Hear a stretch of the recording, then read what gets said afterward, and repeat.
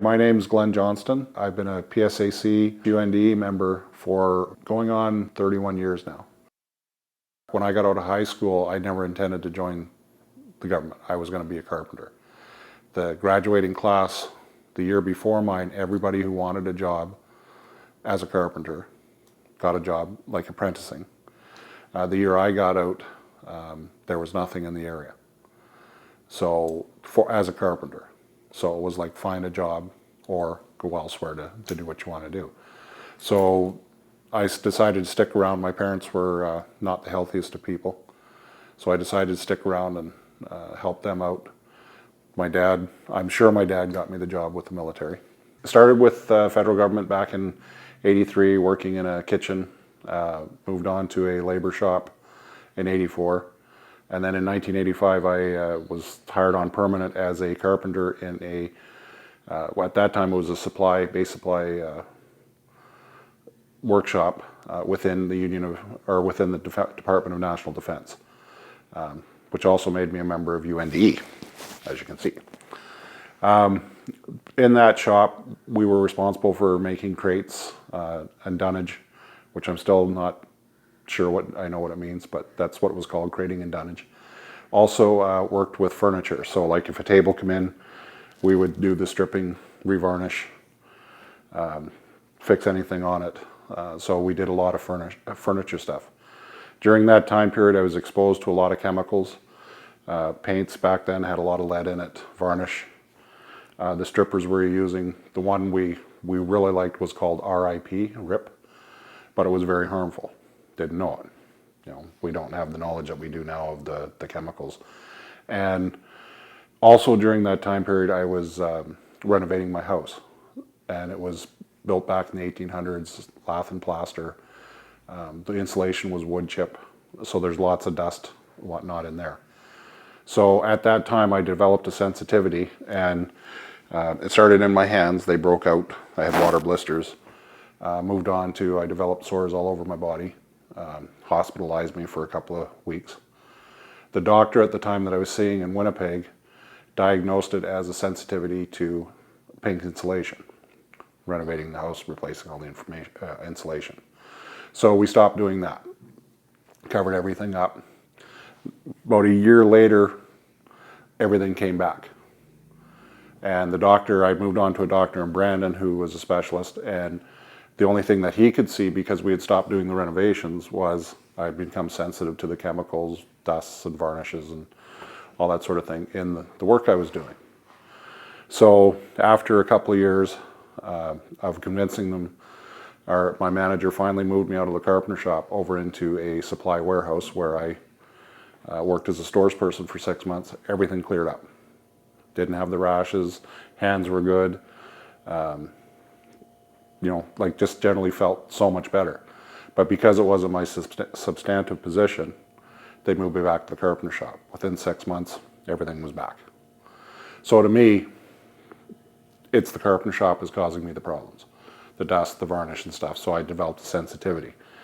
My doctor would recommend that if they could, move me to another position on a permanent basis. Wrote me a nice little letter, explained what was going on. Took it back to the employer, and at the same time I did a workers' compensation claim on the advice of the doctor, trying to get all my time back that I'd lost. And I mean, it was significant at that point. So the manager in the Union of National Defense world, he was a major at that time. We sat and we had some conversations, and they looked at my stuff. He sent all of that on to HR. You know, what can we do? Meanwhile, the doctor is still recommending that I be moved. You know, like I'm going to just get worse if I stayed where I was. I don't know how it happened, but it came back, and I was given a letter, which I no longer have, but basically stating, sorry, there's nothing we can do for you. See you later. The major that I was dealing with wasn't really happy, but his hands were tied, of course. He couldn't do anything. So he says, you know, unfortunately, I can't do anything for you.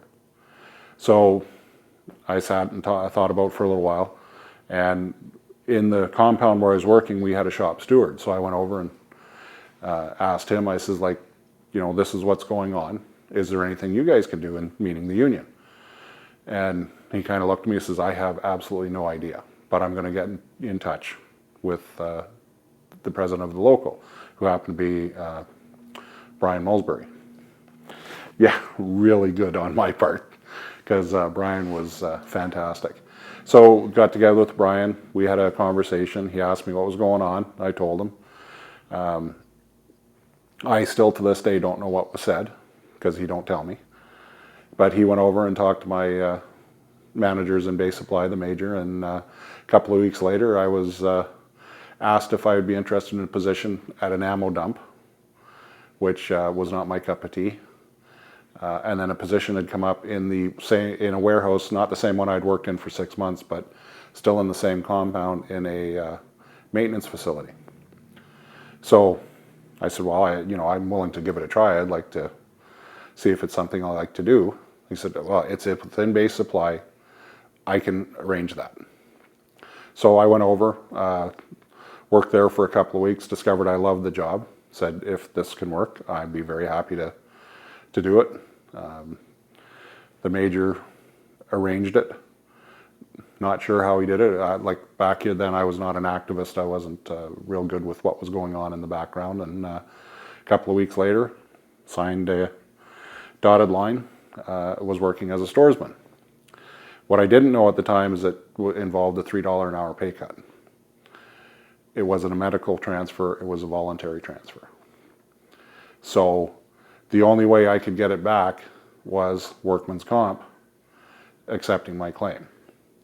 In the case history, because that very first doctor had said it was due to the fiberglass pink insulation, it was not job related. Lost my claim. And I didn't appeal because when talking with the doctors, they're just going to keep referring to that. That's the trigger. And I guess as I've learned, workman's comp looks for a trigger. They don't care what happens here. If they have a trigger and it's work related, everything that follows kind of falls in. So that was 1993 that I moved over to the